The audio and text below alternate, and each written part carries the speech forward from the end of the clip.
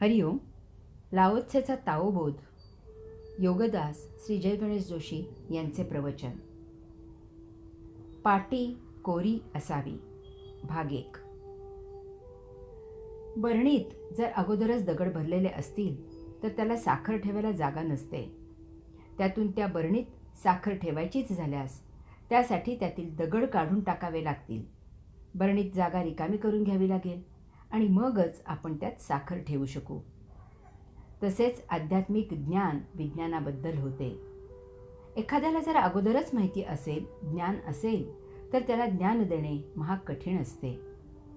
असा साधक ज्ञान ग्रहण करताना त्याला त्या अगोदर जे माहीत असते, जे त्याला ज्ञान असते, त्याच्याशी या नवीन ज्ञानाची तुलना करू लागतो.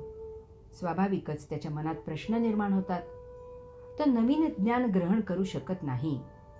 अशांनी एकतर आपल्या पूर्वीच्या ज्ञानाशी ठाम राहावे किंवा पूर्वीचे ज्ञान दूर करून आपली ज्ञानाची पाटी कोरी करून नवीन ज्ञान आत्मसात करावे किंवा कसलेही प्रश्न निर्माण न करता नवीन ज्ञान ऐकावे, घ्यावेसे वाटल्यास घ्यावे किंवा घेऊ नये.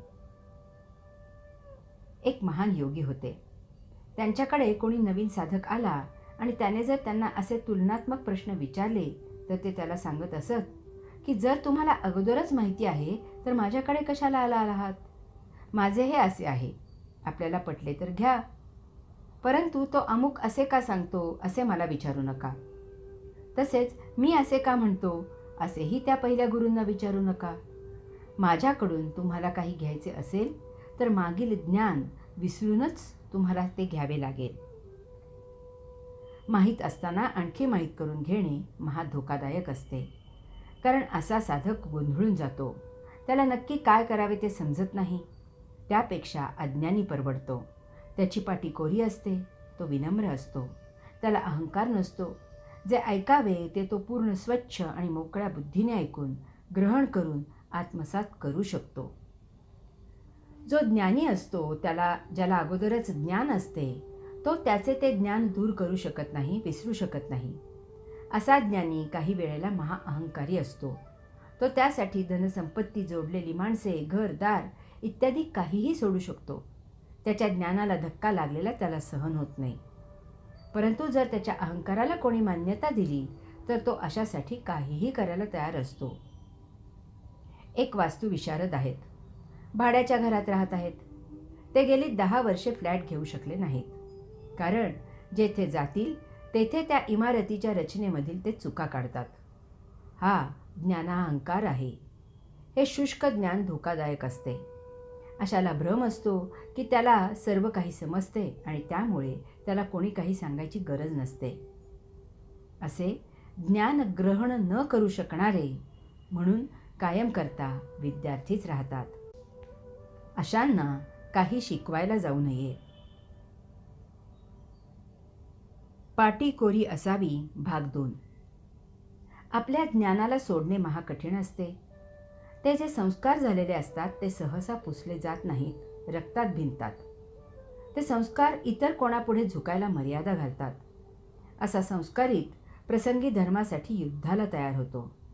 एवढ्यासाठीच भगवंत श्रींनी श्रीमद भगवद्गीतेत सांगितले आहे की मला ज्ञानाने जाणून घे. भगवंतांचे ज्ञान संस्काराने व्हायला नको. रूढीने परमात्मा जाण्याला जायला नको. लहानपणापासून जे संस्कार होतात ते कर्मठपणाला कोटाळून बसतात. अमुक विधी अमुक पद्धतीनेच झाला पाहिजे, त्यात जराही बदल झालेला त्यांना सहन होत नाही. त्यांना त्यांचा धर्म बुडाल्यासारखे वाटते. याचे कारण एकच की धर्म म्हणजे काय ते कोणीतरी अगोदरच ठरवून लहानपणापासूनच यांच्या मेंदूत घुसवलेले असते. हे स्वतः कधीही त्यावर स्वतंत्र बुद्धीने विचार करत नाहीत. संस्कारांच्या पगड्यामुळे त्यांच्या मनात असा विचारही येत नाही. जो सत्य गुरु असतो तो त्याच्या साधकाला स्पष्ट सांगतो की तुला जर माझ्याकडून ज्ञान घ्यायचे असेल तर यापूर्वी तुला जे काही माहीत आहे ते पूर्णपणे विसरून जा. एरवी माझ्याकडील ज्ञानाला तुझ्याकडे जागा व्हायची नाही. याचा विचार कर आणि मगच पुढे पाऊल ठेव. कारण अशा गुरुला गुरुदक्षिणा काय आणि किती मिळणार किंवा मिळणार की नाही याची क्षती नसते. अशा गुरुचे ध्येय एकच असते की साधकाला ज्ञान प्रदान करणे. त्यामुळे तो फार परखड असतो. तो तसा नसेल तर त्यात साधकाचे नुकसान होण्याची शक्यता असते. चुकीच्या ज्ञानाने साधक भरकटण्याची शक्यता असते. एक वेळ ज्ञान अजिबात मिळाले नाही तरी चालेल, परंतु मिथ्या आणि चुकीचे ज्ञान कधीही मिळू नये. त्यामुळे जन्मोजन्मी नुकसान होते. ऐकून, वाचून, पाहून भरपूर माहिती मिळते. त्यासाठी पुस्तके, ध्वनिफिती, चित्रफिती भरपूर उपलब्ध आहेत. परंतु गुरूच्या सहवासात, सानिध्यात त्या माहितीचे ज्ञानात रूपांतर होते ते महत्त्वाचे असते. जगात सर्वात महान ज्ञान एकच आहे की जाणण्यासारखे या जगात काहीही नाही, बोलण्यासारखे या जगात काहीही नाही, ऐकण्यासारखे या जगात काहीही नाही. परंतु परममौनात बोलण्यासारखे, ऐकण्यासारखे, वाचण्यासारखे या जगात सर्व काही आहे. असे ज्ञान झाले की मग 2 ओळीमधील मजकूर वाचता येतो. ते कोरे पत्र भराभर वाचता येते. हे सर्व गुरूच्या सहवासात घडते. परंतु त्यासाठी अहंकार नष्ट करून स्वतःची पाटी पूर्ण रीती आणि कोरी ठेवून गुरुचरणी लीन व्हावे लागते. याची तयारी हीच ज्ञानग्रहणाची पूर्णता असते. जो परमात्म्याबद्दल घडाघड बोलतो त्याला परमात्म्याबद्दल काहीही माहिती नसते. कारण जेव्हा त्याच्याबद्दल माहिती होते तेव्हा तो ज्ञानी शांत, प्रशांत, मौन होतो. लाओत्सेच्या शिष्याने सांगून ठेवले आहे की आम्ही लोकांचे ज्ञान हिरावून घेतो. त्यांना ज्ञान देण्याचा गुन्हा आम्ही कधीही करत नाही. हरि ओम.